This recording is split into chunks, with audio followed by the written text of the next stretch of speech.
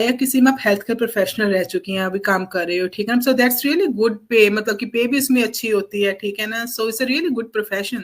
सो आपने online business क्यों choose किया? What were your reasons? वैसे आप सही बोल रही हैं, जो हेल्थ डिपार्टमेंट होता है वो काफ़ी हमें अच्छी सैलरी देता है, नो नो डाउट इसमें।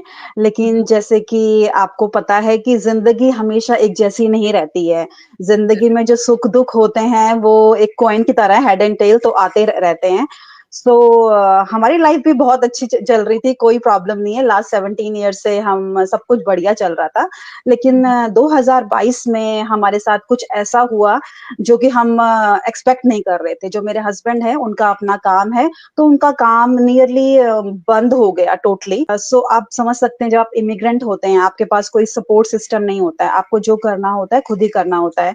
तो उस दौरान फिर ये था कि एक हमारे घर में सिर्फ मैं ही एक जॉब करने वाली थी। आप समझ लीजिए ब्रेड अर्नर मैं ही थी।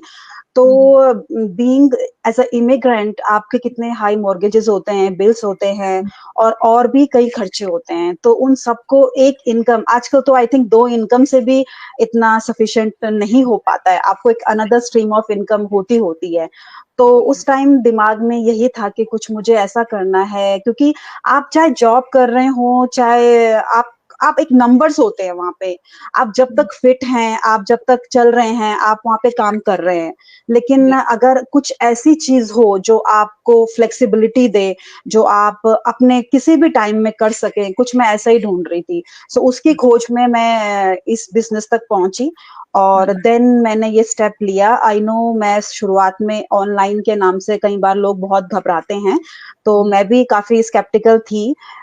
लेकिन ये है कि मैंने पूरी अपनी जाँच-पड़ताल की, मैंने अपने सारे सवाल पूछे, जो मेरी मेंटर है, जिनकी मैंने ऐड देखी थी, जो यूएसए से थी, तो उनसे मैंने काफ़ी सवाल बातें की और इस बिज़नेस के बारे में जाना।